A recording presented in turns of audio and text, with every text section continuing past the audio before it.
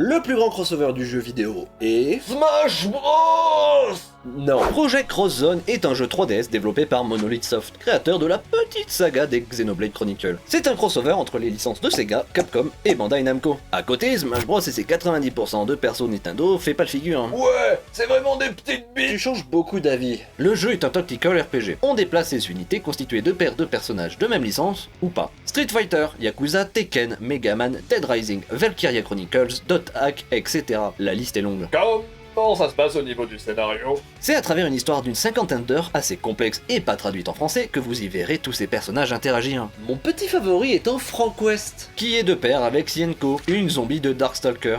Ironic. Et à un moment, il prend des photos d'une anime girl avec ses arguments bien mis en avant. C'est vraiment un bof. Normalement, c'est à toi que j'écris ces phrases. Là où le jeu brille, c'est que lorsqu'on déclenche un combat, on attaque l'ennemi avec plusieurs combos. Plus on a de niveau, plus on a de combos. Mais là où ça devient jouissif, Il existe des unités solo que l'on peut équiper à une unité duo, ajoutant un nouveau combo dédié au perso seul.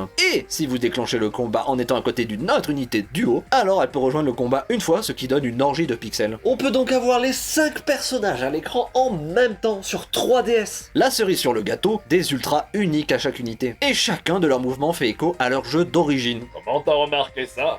Dead Rising. Géraud, je suis toi d'une autre dimension. Il faut que tu parles de Projet X Zone de tout de suite, sinon le multivers sera détruit. Attends. Tu veux bien? Il y a un 2.